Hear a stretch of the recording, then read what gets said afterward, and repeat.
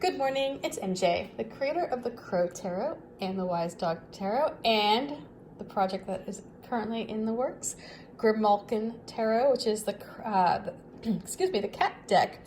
I started posting pictures of the cards from that deck last night on Facebook. So as I build them, as I make them, I'm giving you guys a look at what the deck is going to look like, what it's going to feel like.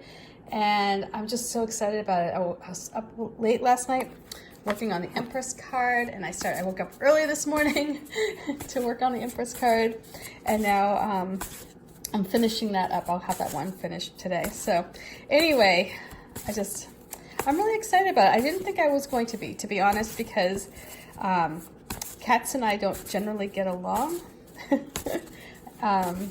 but I'm appreciating them, and more and more with this deck. And so where the dog energy is very much like, when you think about like the cups, very emotional.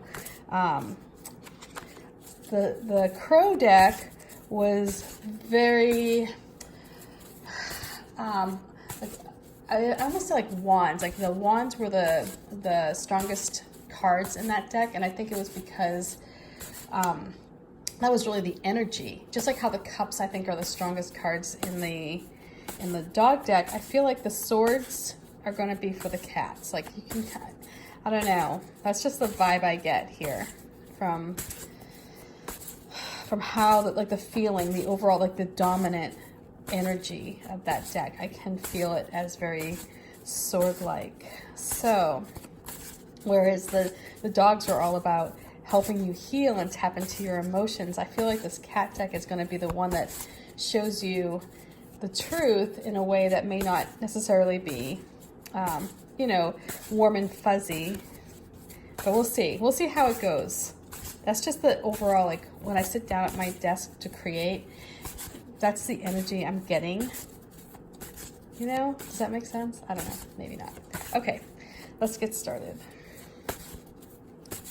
The first card I'm going to pull is our current situation. Oh, and this is the general reading for the collective for Sunday, August 18th. And I'm using the Wise Dog deck, which is currently in production. It's being printed, cut, the box is being made, and that part of the project should be done, I would think, by the end of next week. It's completely out of my hands. So the first card here is that current energy. Bear with me here. I know we're like 3 minutes in. And here we have the Queen of Swords, which is really interesting because I had just mentioned this morning to somebody on Instagram that there is a Borzoi in this deck, and she is the Queen of Swords. I chose her for this card because she just had this like really outgoing, confident pose, and she's just so striking. She's very angular, which made me think of swords. So let's see here. So this is the energy that we're working with right now, and this is coming into our own, living by our standards, by our own beliefs. And if they're high, awesome, let them be high. Don't lower the bar for anybody. Those who are worthy of your attention will meet you where you are. You don't need to go down.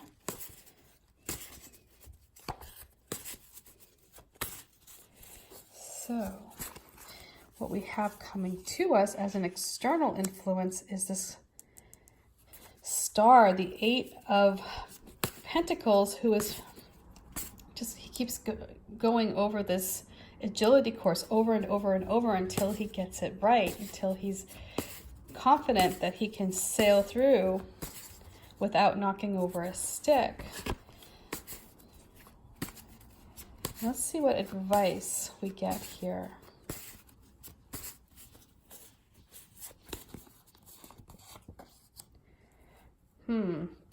Okay. Well, pups, I get what you're saying. And sometimes, we all do need a rest, and we all need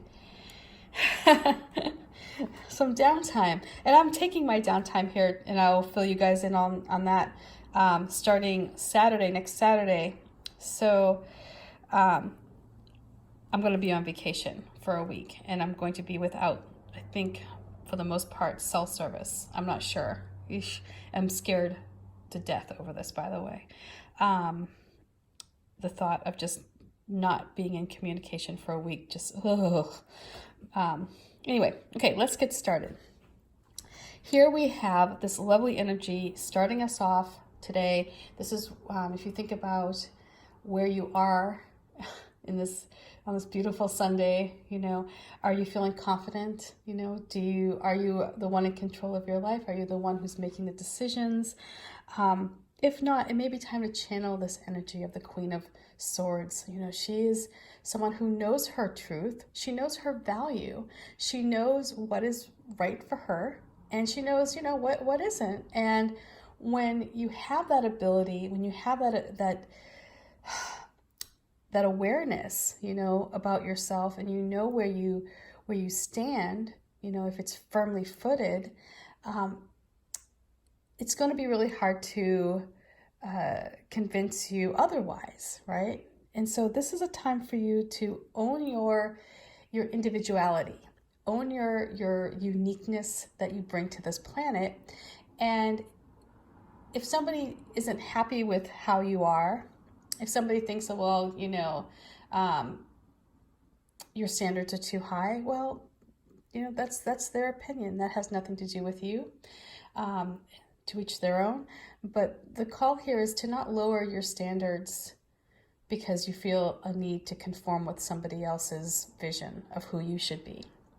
The call here is for you to be proud, be strong, be confident in your thoughts and your beliefs, and know that it is right for you. You know, this is not a time to let somebody else dictate. And actually, there is never a time. I should preface that. There is never a time when you should let somebody else dictate what you think and what you believe. Okay, so here is this, you coming into your own, getting a clear vision for the future, knowing where you want to go. This is you not dumbing down. And you see this with girls all the time, like, oh my God, when I catch my daughter doing this, she dumbs down, you know, just to feel like she can fit in. Or, you know, she acts a little bit like the class clown because she wants to get that kind of attention.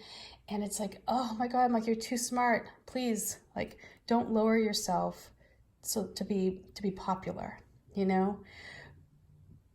It's like, and we, even as adults, we do this too, you know, we want to feel accepted, you know? And so when we feel perhaps that we're maybe, this is just another way that we put ourselves down. You know, when we feel like we're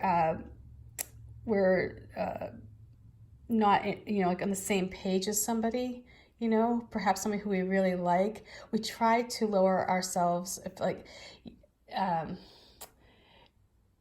know, it could be, I don't want to say lower ourselves, but we try to match people in a way, you know, that may not be true to who we are. So it's not necessarily lowering yourself or lowering your standards, but like, example, you know, here in the Northwest, we love beer. We drink, I mean, a great deal of really good beer, right? And so this may be you're out with friends and you're used to drinking the best, you know, India Pale Ale made, you know, and like the crafted small batch, and you just love it. It brings you joy to sit and sip this really good beer, you know, and you meet this person who you really like, and they don't really like that. They like that mass-produced stuff that comes from water that they say is out in the Rockies, but whatever it is. So you end up not ordering your favorite beer because you want to mask that your tastes, right? You're lowering your standards. So this is, long story short, that's what we're getting here with this Queen of Swords, is that you don't need to do that, right? If you like that you know, fine India Pale Ale, order it. That person will rise to your standards. If you have, you know, if you have a taste for, you know, lobster, and you're sitting with somebody who can't imagine ever eating something that costs that much, it's okay, order it. You know, maybe you'll help them see that their value as well. So whatever it is, you know, it's like, this is not a time for you to play small. This is a time for you to be who you are, and it is perfectly lovely, you know, and acknowledge that this is where you are in this part of your life, right? We've all had our days. I mean, Lord knows, I can tell you, had many times where I went in with 5 friends and chipped in on a 40 of bud. I mean, like, I think it worked out to be like 40 cents a person, you know, if that. And, you know, we all had those moments in our lives. So, but this is where you can stand up and be proud of who you are at this moment and acknowledge how far you've come. And if somebody is expecting you to reverse your course or slip back into a time that you've moved on from, you know, this is where you need to become the Queen of Swords. And so here we have this energy that's going to challenge you. I feel like this is like that perfection, like, oh, you know, are you there yet? Are you to that point of perfection yet? And I feel like this is going to be one of those lessons in just futility. It's like, you're here. You've got it. You know, it's like, whatever it is that you're working towards, that goal that you're working towards, you're going. And I'm getting this because seeing this 4 of Swords here in the advice position. It's like you're tiring yourself out trying to raise the bar even higher and higher and higher and higher. It may not be time yet. I mean, although you're working at it, you know, and you're doing all the right steps and you're getting noticed for this hard work and you're making improvements every day. The message here, though, is allow some time for rest. You know, you may have moved on up, you know, as you're going through life. You know, you're making positive choices and, you know, you're honing in on what you see for the future, what you want for your future to look like. And you're in this state of perfecting that. But there's going to come a time where you just get physically and mentally exhausted. And what will happen is that will trip you up here. So I feel like the message with these cards is, you know, be true to who you are. Don't let anybody, you know, diminish that brightness that you have inside of you. That, you know, that shine that you give off to the world. Don't let anybody try to, you know, dim it, you know, in any way. And here, yes, you are working towards perfection. You're getting there. You're getting to this point where you can master something to the, you know, where you're not even thinking about it anymore, but you're not quite there yet. And the call here is to rest your mind, rest your body.